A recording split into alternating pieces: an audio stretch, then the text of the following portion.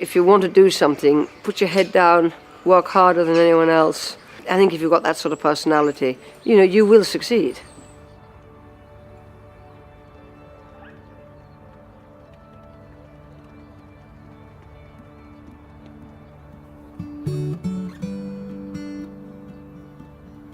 I was brought up we started off in the pony club and we did eventing, show jumping, everything. Parents hunted. My father always kept a pointer or a young horse to run in a bumper. My brother did race riding, and my father didn't really approve of women riding in races. If someone said I couldn't do it, I was absolutely convinced I could. And so I did show jumping and eventing.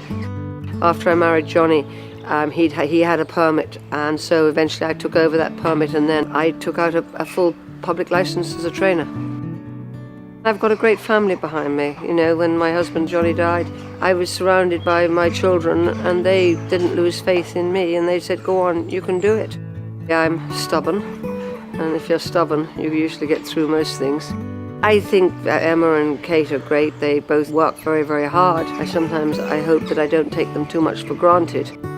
Kate is riding out, and she organises the lists in the morning, and with me does the work lists. Emma's basically in the office. She's my financial controller. She runs the office. She ha's and fars, does all the jobs I hate doing, so I only get to do all the nice ones.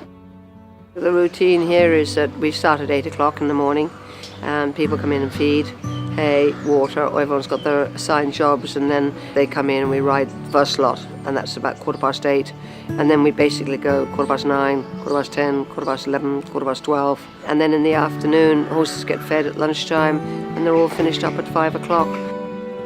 I like training winners. I love the National Hunt because that's in my bone and bread, but the flat is business and National Hunt is a love.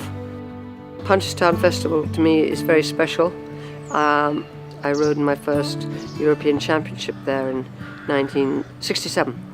And so I have a lot of very fond memories of riding in Punchestown. Up till last year I hadn't won an Irish Grand National, and now I've done that. All us trainers, we do a lot of things differently, and we all end up with the same result, winners.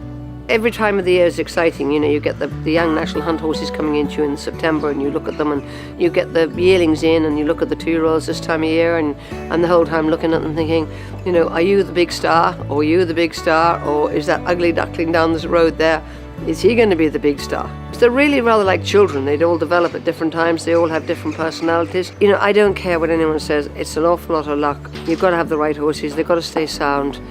Being able to train them to the best of their ability. There's races there that I'd love to win.